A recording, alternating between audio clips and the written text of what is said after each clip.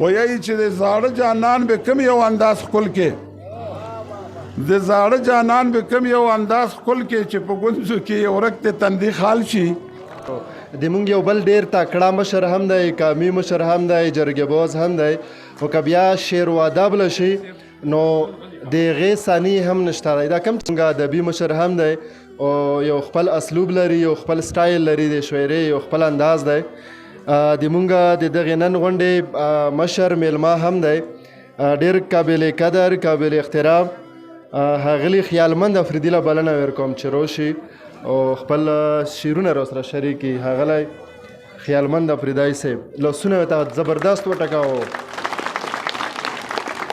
یو دوه به تعاومي داسې روماني غوندې شعرونه ویم، یایي چې هر اندام چې په سختو کې استعمال شي، هر اندام چې په سختو کې استعمال شي و سړی اله شي چې پوی په هر کمال شي. و د ظالم زړه لکه لیو د سونې ورکړې، د ظالم زړه لکه لیو د سونې ورکړې، منافقه هسې خټې په دیوال شي. د ظالم زړه لکه لیو د سونې ورکړې، منافقه هسې خټې په دیوال شي. وایي چې د زاړه جانان به کوم یو انداز خپل کې د زاړه جانان به کوم یو انداز خپل کې چې په ګونځو کې یو ورک ته تندي خال شي.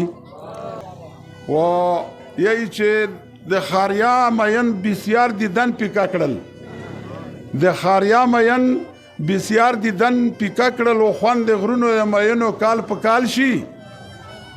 و یایي چې اسرافیل به شپېلې ووهي خیالمنده، اسرافیل به شپېلې ووهي خیالمنده او خدای خبر چې پښتانه چرته په حال شي. وسلام، ډېره مهرباني.